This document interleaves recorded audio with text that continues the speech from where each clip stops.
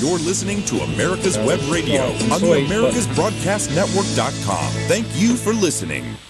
Well, good morning, everybody. Joe Gavalis with the Safe Senior Hour. We're going to have two great guests today, and we're honored to have both of them. And our guest in studio is Melanie McNeil, the State of Georgia Long-Term Care Ombudsman. Welcome. Thank you, Melanie. She's been a guest before. Thanks, Joe. Thanks for having me. And on the line is Beverly Lambert, if I pronounced it right, who is the State of Ohio's Long-Term Care Ombudsman. Beverly, Bev, I appreciate you coming on this morning. Thank you. Thank you. I think this will be an interesting topic. It started when I was at speaking to 300 senior citizens over in East Georgia, and they were concerned about information of a report that came out from the federal government, from two senators, talking about long-term care places, particularly nursing homes in this case, that were on these special lists. And I had several people in a little group after our meeting say, what should we do? Who should we talk to? Should we pull our loved ones out? Should we put them into those places? What should we do here? So with that, we need to just kind of help the citizens understand about this report, what it meant, and being a retired federal agent, I understand a lot of times people don't want to go to law enforcement, but they want to talk to somebody. And it has been the great education dealing with Melanie and some of your other associates that the Ombudsman program is great. So with that, it was a long lead-in, but that's it. So if I could I'll just turn it over to Melanie on this list. Can you give us an idea of well, let's start with you, the scope of the Ombudsman program in Georgia? Sure. So I'll talk a little about what we do, and then Bev will talk a little bit about what she does in Ohio, and then we'll focus in on the special focus facilities. So across the country, every state has a state long-term care ombudsman and a long-term care ombudsman program. We're advocates for people who live in long-term care facilities, whether that's a nursing home or a personal care home, what some folks call board and care homes. And assisted living, a lot of people recognize that term. We are advocates who address the issues for residents, and we're directed by them. We're not like law enforcement. We don't take action unless the resident gives us permission to do that. Sometimes people just need to make us aware of a situation. Some people really do want us to take some action. Some want us to investigate and then come back to them and decide what to do from there. And that's what we do. We try to watch out for residents' rights and for the interest of the residents. We act at the residents' direction and on their behalf. Sometimes we can resolve problems informally with facilities, not always. Sometimes we need to go to the regulators, and that's how this special focus facility stuff comes forward, and we'll talk a little bit more about that. And then sometimes people will give us the approval to go to law enforcement if it's really warranted. So the state of Georgia, I don't know how many people we have, population, I think it's what, 12? About 8 million, I 8 think. million, yeah, but most of it's in metro Atlanta, I think. About half. Half of it, and the rest is very rural. So how many associates of yours do you have throughout the state? Because you cover the whole state. We do. So in Georgia, we have about 45 ombudsman representatives, and we require that they visit the long-term care facilities quarterly. And most of our folks are able to visit all of their facilities quarterly. Part of the reason for that is to get to know residents. Right. And they get to know us, and then they become comfortable with what we do and how we might be able to help. Now, Bev, in her state, Ohio is much bigger, population-wise.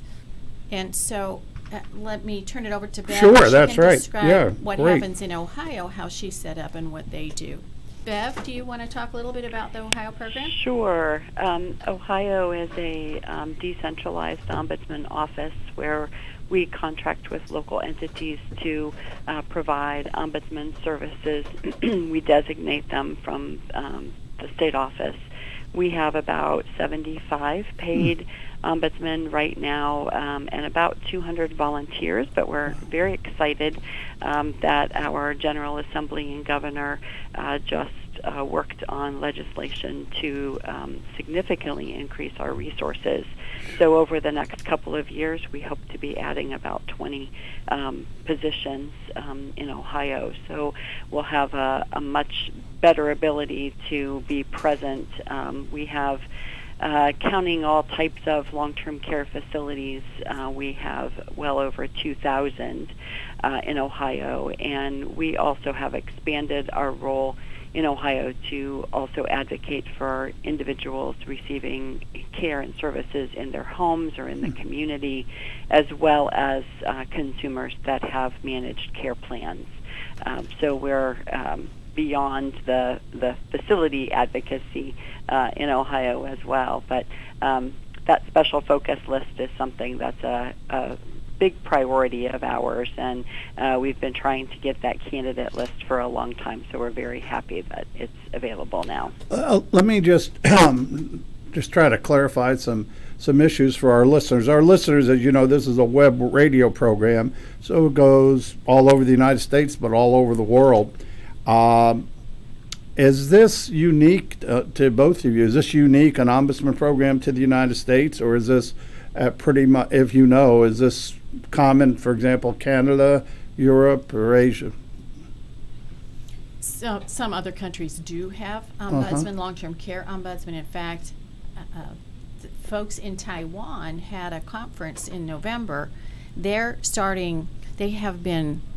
had a pilot program for long-term care ombudsman, and so they invited a representative, someone who was our former national director of ombudsman programs, to come and talk about what we do to advocate on behalf of long-term care residents. Bev, are you aware of other countries that have long-term care ombudsman? There are all kinds of ombudsmen around the world, but I'm not sure about how many other countries have long-term care ombudsman.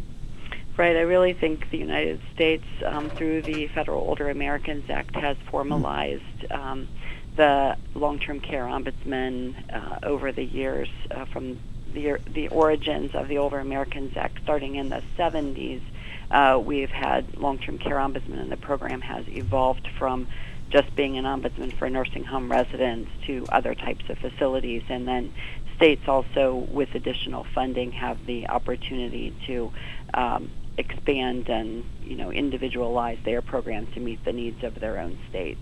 Is this a new trend? What, Ohio, are you like the leader of going into not just facilities? I don't know, does Georgia expand it outside facilities like Ohio? I applaud you all for doing that. I really see, when you talk to seniors, they need an ear who will listen to them and then can help them. So I'm going to ask Melanie on Georgia. Sure. We used to go into individuals' homes if they were on a particular program, something called Money Follows the Person. So Right. It was a resident who moved back to the community from a nursing home. If they had a Medicaid waiver, if Medicaid helped to pay for their services, we provided what we call home care ombudsman services. We don't do that any longer. It's a service that's still available in Georgia. I don't know who's providing that service or if anyone is currently. And some other states, I think, also do something similar, but I don't think it's especially widespread. Bev, do you have a feeling about? No, the last time I checked with the Ombudsman Resource Center just a couple of weeks ago, there are 10 states that are actively advocating for consumers receiving home and community-based services. We started doing that way back in 1990 in Ohio because we felt that with the expansion of Medicaid waivers, which allow Medicaid to pay for services in the home for certain eligible individuals, we drastically expanded that in Ohio and felt that one of the missing pieces in that expansion was having an ombudsman and advocate for those consumers who have the same level of care as someone receiving nursing home care. So we felt it was very important to make sure that they also had an advocate. I think it's just wonderful, and I know one of our goals I'm the law enforcement coordinator for the North Georgia Elder Abuse Task Force, and our goals are two goals. One is to help educate the citizens, the seniors, and the other is to coordinate law enforcement activity and training with law enforcement. But as the one, just like in a lot of these issues, you can't arrest your way out of abuse. And so education is important, and you all play such an important part. And again, it was a pleasant enlightenment to me to find out what you all do, and we really try to put that message out, that there is an ear you can go talk to, and it can be confidential, I think, right, with you all. Yes. Yeah, absolutely, and that collaboration is so important. I'm glad that you mentioned it. Just last week for World Elder Abuse Awareness Day, I was on a panel with our State Attorney General's office and our State Health Department to talk about our roles and the unique aspect of each of our roles. And with the Ombudsman program, a lot of it is about prevention and then following up if there has been abuse, following up with the victim and making sure that their needs are being met. We had a situation recently working with someone, they just wanted to move to another long-term care facility, so we made sure that happened and that they were taken care of and that other residents in the facility had the opportunity to actually training the staff on trauma-informed care so they are more sensitive to the needs of the residents after something like that happens.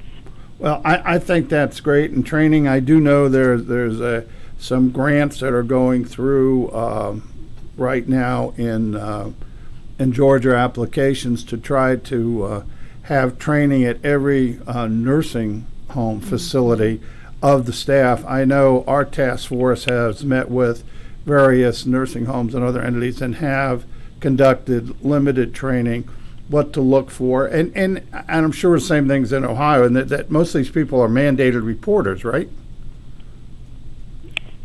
The people in the nursing homes. Bev? Yes. It again will depend on state law. In Ohio, people who work at a nursing home are mandatory reporters. Ombudsmen are not the legal receivers of those reports. Many people do report to us, but they really need to be reporting to the state regulatory agency that surveys nursing homes, and then they will do an investigation, but we often will coordinate and collaborate, and then if law enforcement is needed, either working with law enforcement or the State Attorney General's office or both. Right, we're about to conclude our first segment, but I do, in Georgia, it's a state law that the report must go to APS and law enforcement or healthcare facilities, so it's a dual reporting. But with that, we're going to take a break, and when we come back, we'll talk about this federal report that was released, and we'll be back for our second segment shortly. Perhaps you are struggling to cope with the disease of addiction. If not, you probably know a family member or friend that needs help in battling the cravings and the personal and professional damage done by the effects of drugs or alcohol. Get a pen and paper and be ready to write down the following. These are the issues that the trained staff at the Atlanta Healing Center address and treat every day. Their doctors and counselors with over 40 years of practice in the field of addiction can treat the suffering individual in a thoughtful, compassionate, and experienced manner and guide him or her along the path to recovery. So call 770-696-9862 and speak to a knowledgeable staff member about how you or your loved one can be helped to enjoy a better and healthier life. More information is also available on the website at www.atlantahealingcenter.com. This is Ron Camacho, host of the Business Hour, on Fridays from 10 to 11 a.m. Join me as I talk with passionate professionals on a program that profiles the best businesses, business practices, and fascinating business professionals to get an insider view of how America works. The Business Hour from 10 to 11 a.m. on America's Web Radio. Get your pen and paper ready. If there's a move in your near future, I'm here to tell you that the folks I used and now recommend is Around Town Movers. Timothy and the guys recently moved me, and I am and was totally satisfied with a sometimes not so fun experience moving.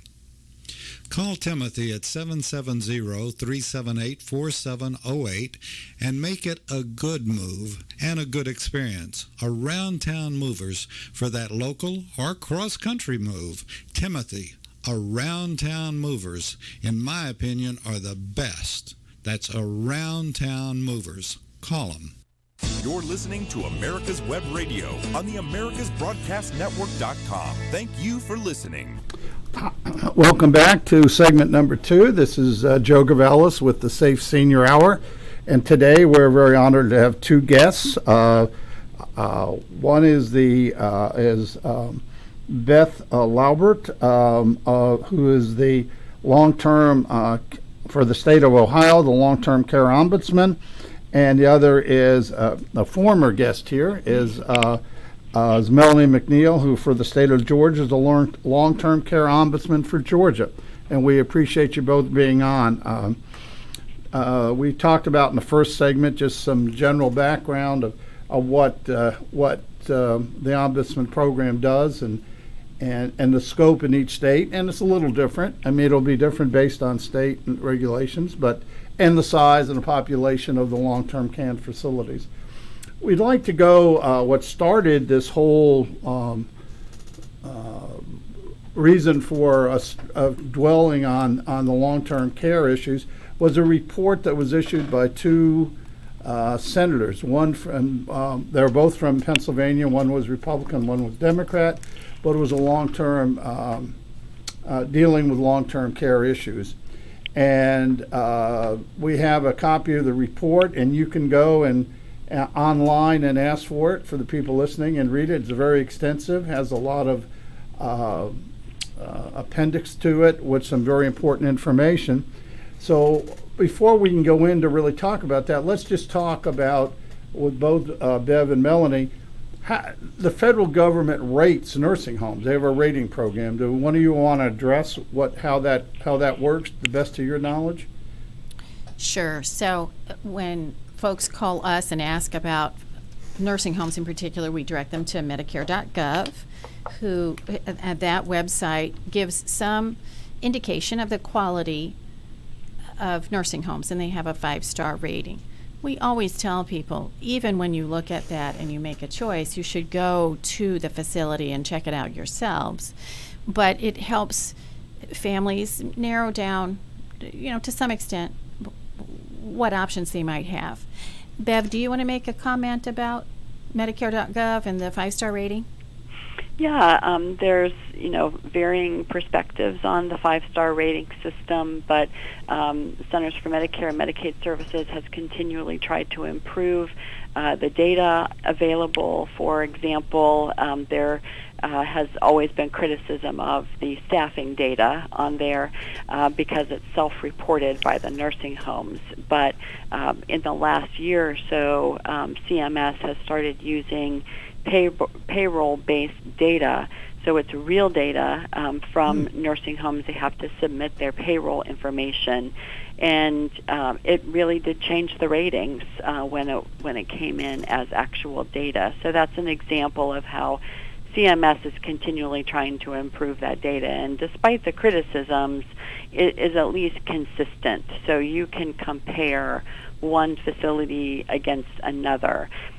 But I always caution consumers to not just rely on a star rating system. You want to know more about what creates those stars. So, for example, let's say a facility has a low star rating because they have a high number of pressure sores in their building. If your mother is ambulatory and isn't sitting in one place for a long time because of a stroke or another problem, or isn't in bed all of the time, then chances are your mother isn't going to have to deal with pressure ulcers. So you have to really look at that data and decide, does this information apply to my situation, to make a good decision about where you want to receive care. In Ohio, we also conduct satisfaction surveys in nursing homes and assisted living. We do both family surveys and resident surveys, and that's another piece of information. So the star ratings are one piece of information. Each state might have their own. Ombudsman programs can provide information to consumers. In Ohio, we will give consumers information about complaints that we have verified in a building, or with a home care agency. There are lots of pieces of information that people just need to sort through, and ombudsmen are really good at helping someone sort through that information. That's a great point. That, again, you all are a great resource, and they need to contact you. And they can do that before the placement of a loved one in a personal care home. They can come to the Ombudsman program and discuss that. Right, and this report on special focus facilities is especially helpful because each state only has a certain number of slots for special focus facilities, and what that means is that the survey agency has to survey those facilities twice as often, so every 6 months instead of every 9 to 15 months one time. They have to be surveyed twice in a year, so they get additional scrutiny. But, I don't know how many slots Georgia has. In Ohio, we have 5 slots for special focus facilities, but we always have known that there's this candidate list. So one facility may close or may graduate from the special focus program, and then another facility is added, but we were never privy to that list of facilities that, is sort of on deck to be added for that additional scrutiny. So this list is so very helpful to us. We had a nursing home close very suddenly last week, and as we were helping residents make choices about where they wanted to move, a couple of residents mentioned a facility or two that were on this candidate list. So with that additional information already, we've been able to help someone choose a better place. Well, I think education and information is great that people make an informed decision. I do want to go back just to clarify. We talk about the 5-star rating. Somebody explain that. There are 5 stars and everyone is given, one is, is that the minimum? 1 means unacceptable, or what? 1 is just a low rating and 5 is the best? Yes, that's how the rating works. It's 1 to 5, and it's several categories of information so that people can look at care, for example, Right. and what stars they get for that versus some of the other categories. And so it's helpful information. But Right. this special list, this candidate list for the special focus facilities, as Bev was saying, is really helpful for families who might have some options. So if they live in an area that has more than one nursing home nearby, they can look and see, well, this one is on the list for special attention because they have problems, so maybe I'll choose the other. In some parts of our state, I imagine Ohio is the same, and across the country as well, in the really rural areas, you might only have one choice, and they might still be on the candidate list. So what families and other interested parties might do is just make sure they spend more time with their loved one in that facility, watching and trying to intervene sooner if they're seeing that problems are existing. For example, a facility has environmental problems, lots of bugs, for example. Well, the families can advocate on behalf of the residents to get that cleared up. They can call us, the Ombudsman program. We could similarly advocate for them to take care of that problem or other problems.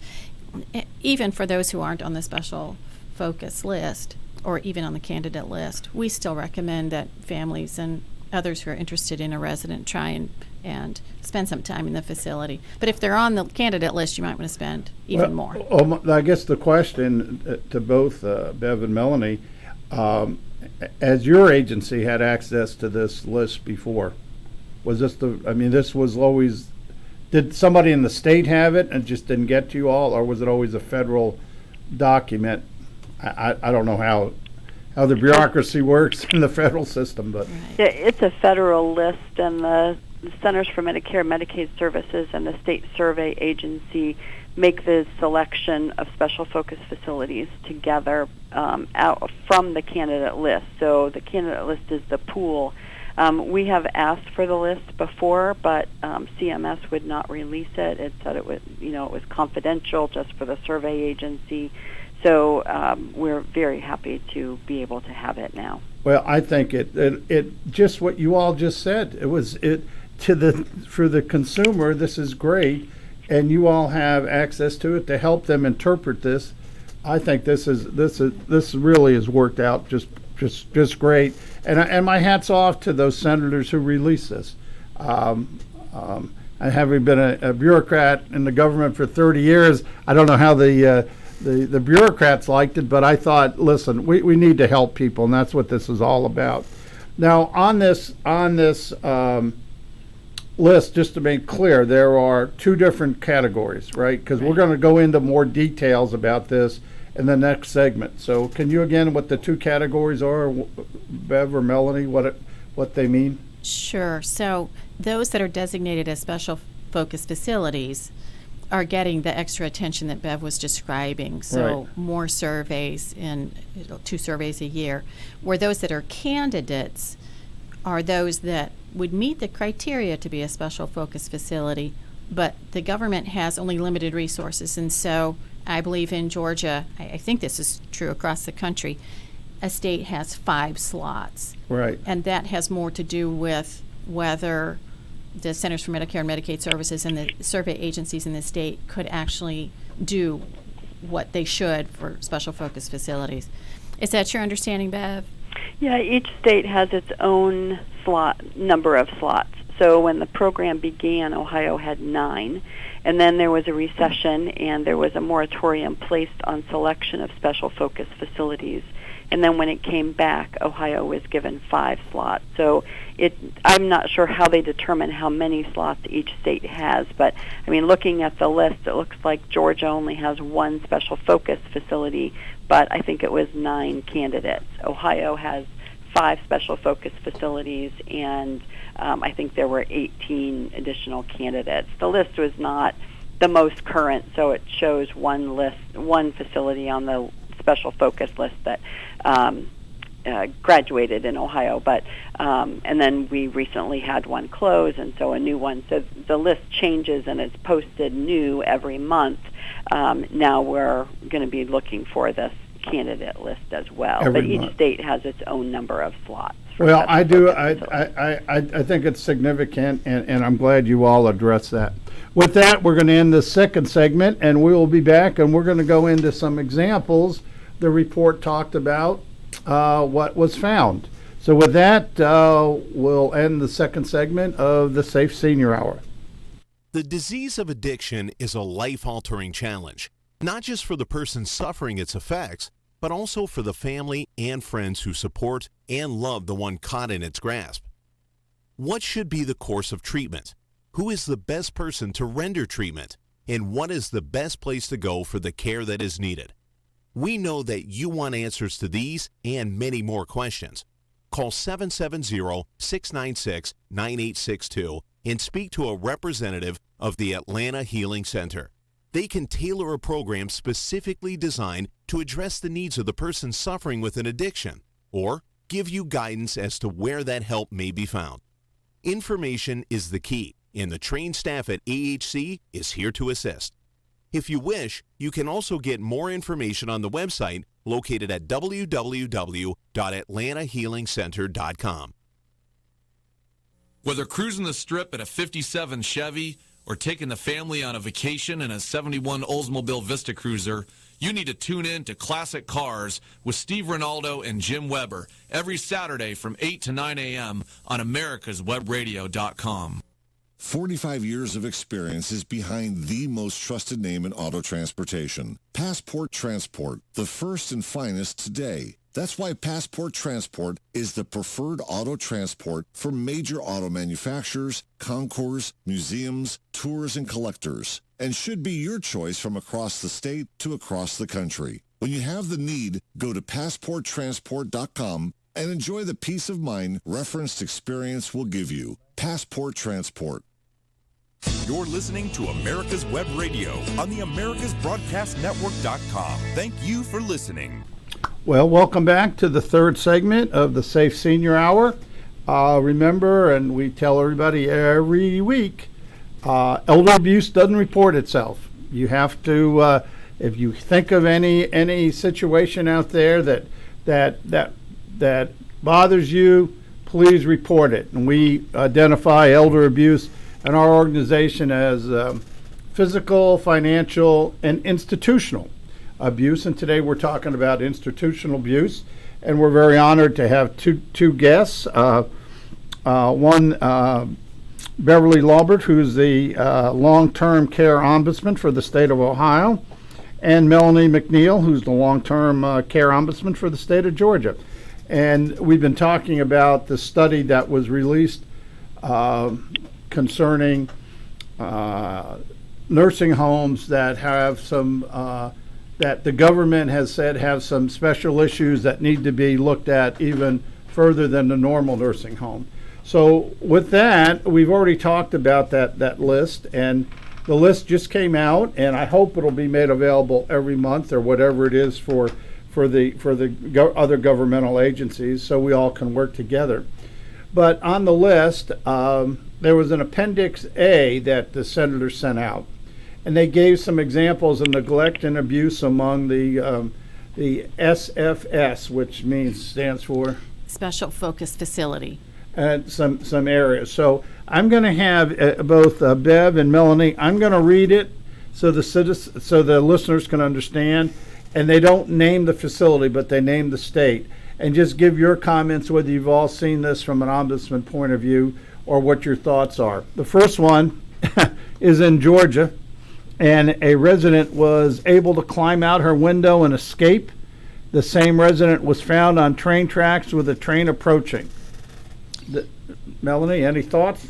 Right. So this happens in long-term care facilities across the state. Sometimes residents leave the building when they shouldn't leave, and then the facility has to then find them. Fortunately, in this instance, they actually found the resident, even though she was near the train tracks and the train was coming. So this facility also had other issues. This wasn't the only one that caused them to be on the special focus facility list. This is something that you'd want to ask when you're thinking about having a loved one go to a long-term care facility. What kinds of protections do you have for residents who may be confused, may have dementia, might wander off? What kinds of things does the facility do? We do have a law in Georgia, too, Maddie's call, for facilities to report when a resident goes missing. But, you'd want to ask as a consumer, as someone who's worried about a loved one, you would want to ask a facility, what do you do to make sure that people don't wander off? That'd be one thing to do. Right. Bev, you agree with that? Yes, absolutely. Yeah, I again, some of these should have been, and hopefully were reported as mandated reporters to some agency. And some of these, a loved one or a family member might listen to, and they need to report it. So the next one was in Illinois. A facility failed to provide adequate medical treatment or response to the concerns of its residents, such that one resident who was ill was forced to call 911 himself. When medical personnel came, a nurse tried to prevent his departure from the facility. When the resident finally made it to the hospital, he passed away.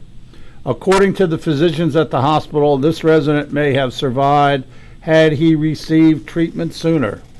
Bev, any thoughts on that?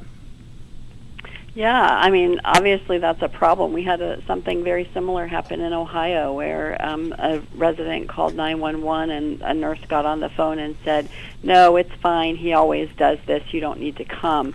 And then when the fire department said, "Well, we're just going to go ahead and come anyway and check him out," when they arrived, the carbon monoxide detectors on their fire suits went off. So completely unrelated, but by being there, responding to this resident's call, they found a very significant carbon monoxide leak in the facility. So you just never know, and you have to listen to residents. No matter how many times they might complain, you have to listen.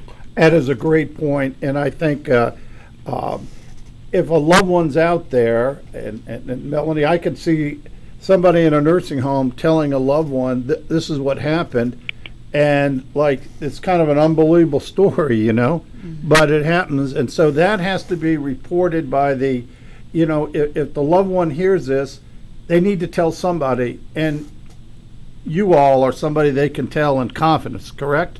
Right. Okay. And, for us as ombudsman representatives, as you were mentioning, Joe, when we get a complaint, even if we get the same complaint from the same resident, the federal law says we need to go and address that complaint. And so, sometimes a resident might say, I've complained about this to others. Maybe they didn't ask the right questions. Maybe they weren't thinking about how might we address this issue. I think that's part of why ombudsman representatives do what they do. They're creative thinkers trying to help residents feel like they're heard and that the issue gets resolved. Well, I think that's so true. It's just a horrible situation. The next one they discussed was in Kansas. A facility failed to give a resident their prescribed medication for 12 days after the person was admitted. According to the surveyor, and a surveyor is their term for investigator, I think, this deficient practice represented a significant medication error for the resident, who was subsequently rehospitalized with a blood clot and uncontrolled mental agitation, which required law enforcement intervention. Bev, Melanie, what do you think here? This is something a citizen might hear again, needs to tell somebody. Right. A loved one. Right. Yeah. We hear about these situations where residents say they aren't given their medication when they should, or that they're given medication that they didn't want. One of the recent issues we've found is when a physician discontinues medication, it still comes in a blister pack, and so the facility gives it to the resident even though they're not supposed to take it anymore. So medication errors are not uncommon in long-term care facilities. So again, for your listeners, if they think that their loved one isn't getting the medication they should, or that they're acting strangely and so they're wondering, are they getting the wrong medication, call the ombudsman representative. We can be the first ones to sort of take a look and try and advocate on their behalf. Bev, is that the same in Ohio? Do you get a lot of complaints about medication errors? We do, and what's interesting to note here is that when a medication error rises to the point of being cited by the state survey agency, the federal regulation allows for a 5% medication error rate. So they don't even really cite the facility until the error rate is above 5%. So that's pretty disturbing on its face. And so even one missed medication, it might be a pain medication, it could be insulin, that could really make a very serious health difference for a resident. So yes, any time that someone feels like something just isn't right with a resident, maybe they're sleeping all the time, maybe they're especially agitated, it's worth taking a look at whether they've been getting their medications. Right. That is something I hear too, at a very limited, not like you all. But when the seniors come up after a meeting, they'll say, "Well, my husband or my son or my mother, not my son, are having some issues." The next one is in Michigan, and it talked about a resident who had a catheter removed, who bled through the night, was taken to the hospital the next morning, and he passed away. An interview with the roommate at the facility revealed that the resident was bleeding and moaning through the night. At the same facility, another resident who repeatedly complained of pain over a month-long period was ignored. The resident was subsequently hospitalized for several weeks due to an infection. The point here is, when you all hear a loved one hears about a patient complaining about pain, there is an ear. It's important to tell somebody. Melanie? Right, exactly. So whether it's a situation, I think the first part of this points out what we hear often is that calls for help do not get responded to timely. That's a problem. Part of that has to do with staffing. And so Ombudsman representatives and Ombudsman programs across the country, along with other advocates, have been asking for a long time, advocating for staffing ratios and a little bit more accountability among the nursing home staff so that calls do get answered. The second part of this, when your loved one is complaining of pain, right, or like Bev was saying, if they're particularly confused and you think, well, maybe something's going on with the medication, again, you can call the Ombudsman representative that advocates for residents of that facility to help put some emphasis on whatever that issue is to try and resolve it. That's helping. The Ombudsman deals with, if it's requested, with the facility to try to resolve this. Right. So I don't know if this is true in all states, but I know in our state, in Georgia, Ombudsman representatives are required by state law to try to work with the facility first before we then would refer it to the survey agency for them to take regulatory action. And a lot of times we are able to resolve problems. And that's the whole goal, resolve it. Right.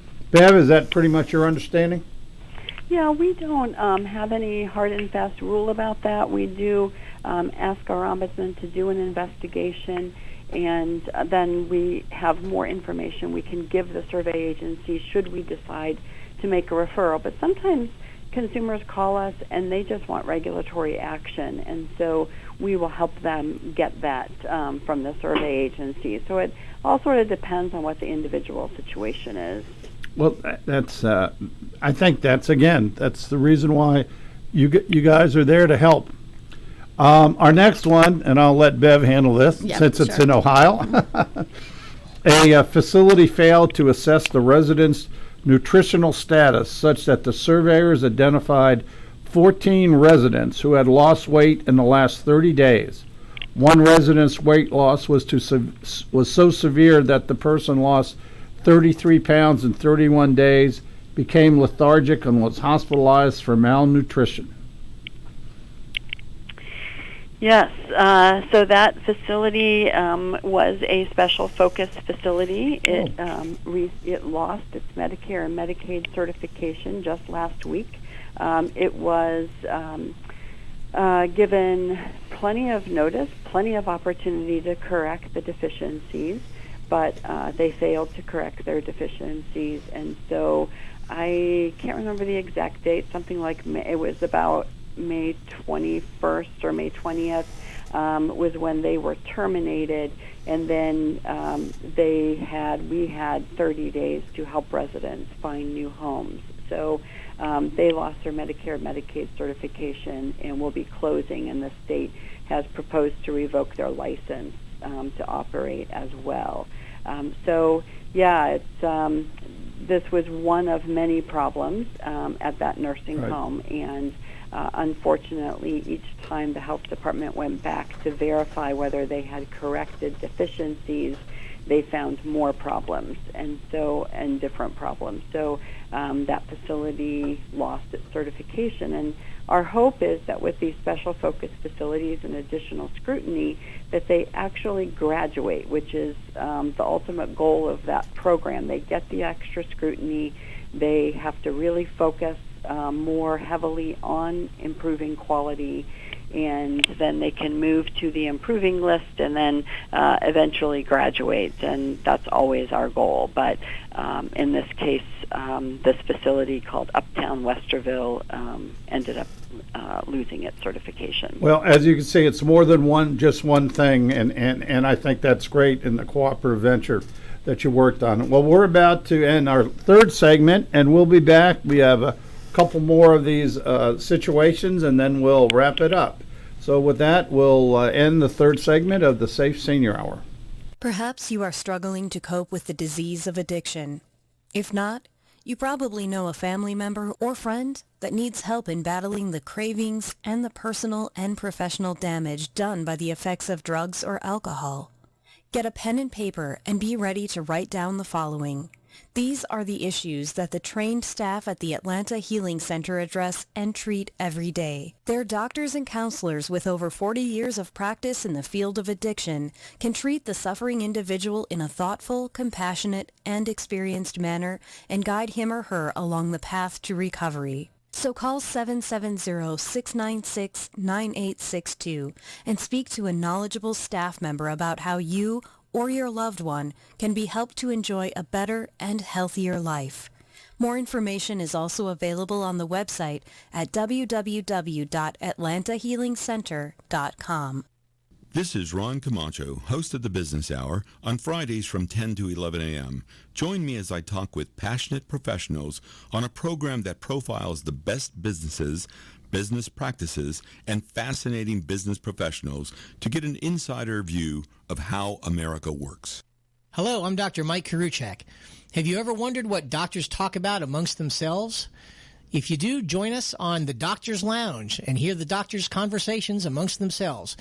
Join me and my co-host, Dr. Hal Schertz, every Thursday morning, 8 to 9 a.m.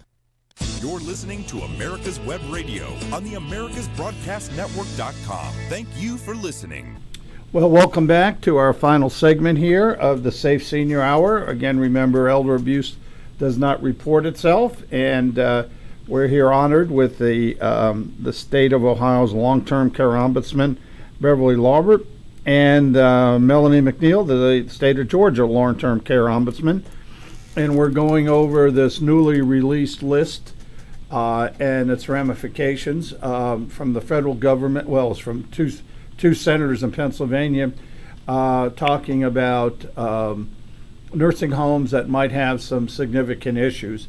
And we're addressing that. And in that report that we have examples of neglect and abuse among some of these candidates, and we're just going over those types of abuse, of how the Ombudsman program can help, how they're an ear you can go to, and how we can address it. And we're doing this so the listeners out there understand there are many areas that are of concern, and it probably might at one time be of concern dealing with your loved one that's in a nursing home, and they're saying you're not the only one it happens to. That it happens to other people. And here are some ways to do it, and you always have an ear with the Ombudsman program.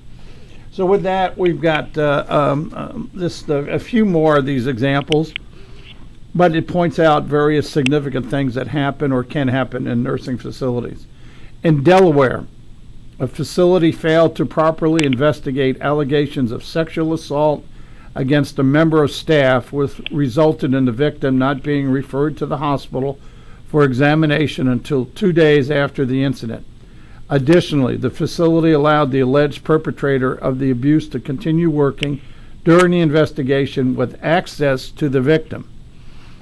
Now, that's horrible, and all that obviously should have been reported immediately.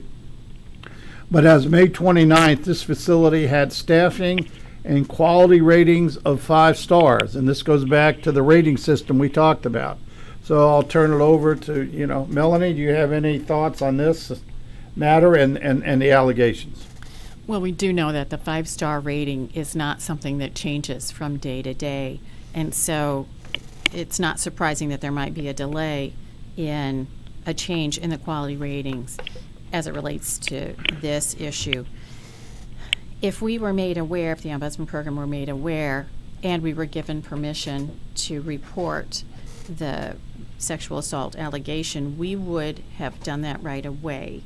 But as happens, sometimes residents are reluctant to get others involved.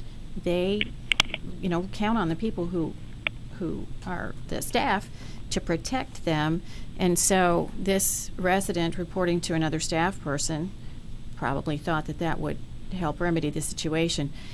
I think frequently in Georgia, if this were related to a facility, the facility would at least suspend the person who's alleged to have committed this crime, because it is a crime. So I'm really shocked that this is what happened in this situation.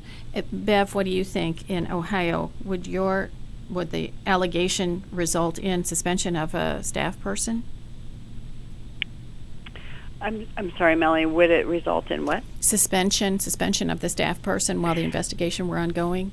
Yes, most likely. Sometimes we'll see a facility just move a staff person to another unit, but that's why it's so important. The Ombudsman program, we can, because we have local presence, and in Ohio we have some good resources, our Ombudsman probably would be out there as soon as we heard something, and we would want to make sure that the staff person was removed from resident contact pending the investigation. So, but most of our facilities would just do that automatically. We don't usually have that type of a problem, but definitely, even if the person is removed from like the wing where the incident occurred, it's also important to make sure that they're not somewhere else in the building. Well, what I've heard on several occasions are the citizens coming up to us and saying, my loved one says I was sexually assaulted. And that he or she is embarrassed, and it can happen to both male and female. Right. And that they're embarrassed to tell somebody or afraid. And that's where, I know it's an undue burden on you all, but as they say, that's why you get the big bucks. But you are a perfect outlet for them to tell somebody immediately. And then you all work with them. I mean, obviously, to me, from a law enforcement point of view, this should be reported immediately. But sometimes it's not that easy. Real life isn't that easy. And I think this idea of this, and this is what we're getting out over the air, if any of your loved ones have told you or you've heard of them being sexually abused by anybody, whether it's another patient or whether it's a staff person, please, we encourage you to talk to somebody, report it, and certainly report it to the Ombudsman, because they'll handle it in a confidential basis until whatever it is where you can release the information. But I believe this goes on more than we think. I agree. I think it does happen more than we know. And what happens sometimes, if a resident tells us that they've been abused in some way, but they won't give us permission to take action, we would talk with the resident about going to talk to other residents to see if they have had a similar experience and if they will allow us to report. So even if a resident says, I don't want you to take any action, we don't just walk away. Sometimes no other residents will tell us either, right. And we don't know whether they've experienced the same thing, and they're just fearful too, or if they haven't experienced it either way. But what we would do then is visit more frequently. We might do an in-service with the staff about what abuse is, and that they're mandated reporters. So if they know that this is happening in the building, if they know another staff person is abusing residents, that they have a responsibility to report.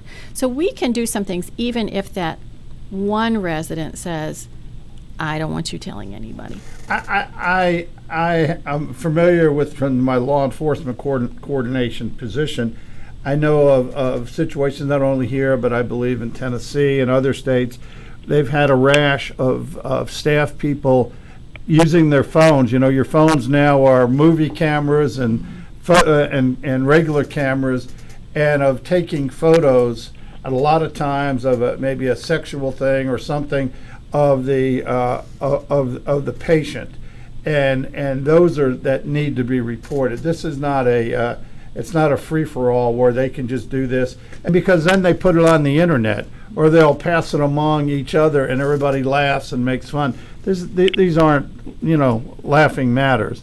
So I think that's an issue. And then another issue, we did have an individual in a long-term, I believe assisted living, woman, very bad dementia, in a room by herself, and somebody noticed, and then finally got to a right that a staff person was a male was going in this room, and there was like no reason, and they brought it to the attention of a worker there, of a worker they trust, and that was reported to the police, and that person was arrested because it was determined that the woman was being raped by this gentleman almost on a daily basis.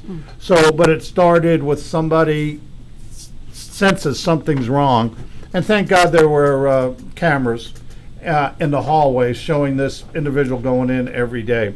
So the point I want to say, this sexual allegations happens more than we think, and going to law enforcement, people don't want to do it. So hopefully this will get the message out. Go to the Ombudsman, get it off your chest, tell somebody.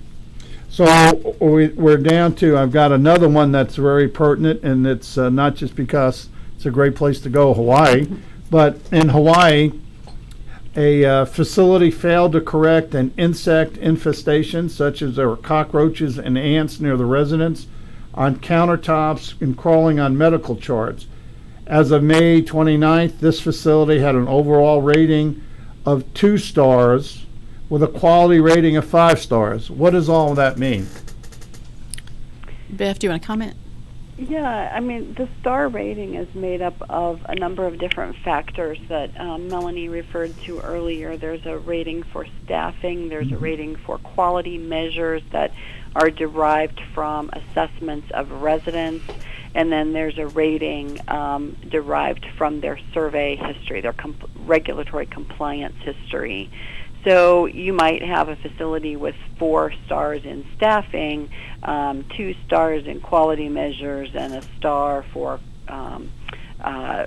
regulatory compliance. So it kind of goes back to my original thought about just needing to know what makes up those stars and not just being dependent on the stars, find out what's beneath them.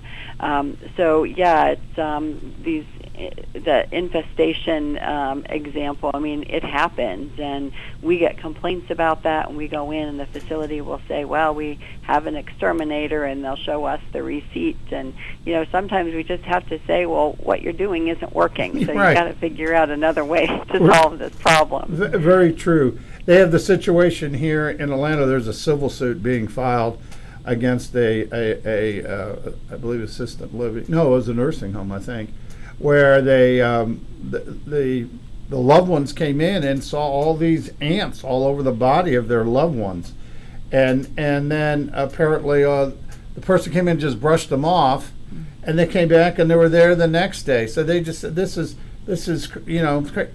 excuse me, somebody should have been reporting this to somebody. And so actually it ended up with an infection of the patient. So I think we've addressed a lot of the issues. I can't thank you all enough. We're coming to an end of the show today. But Beverly, we really appreciate you coming on and giving us your insight. And Melanie, as always, we appreciate it. And the message is there is somebody out there for the citizens who will listen to what you have to say about your loved ones, and they do it on a confidential basis. And again, take advantage of them. They are all hardworking people, and they'll do the best they can. But again, there is an ear. So with that, I want to thank you both, and we're going to end today's hour of the Safe Senior Hour. And remember, elder abuse doesn't report itself. This is Dr. Susan Blank, host of Detailing Addiction on America's Web Radio. Please join us at 4 p.m. on Tuesday afternoons.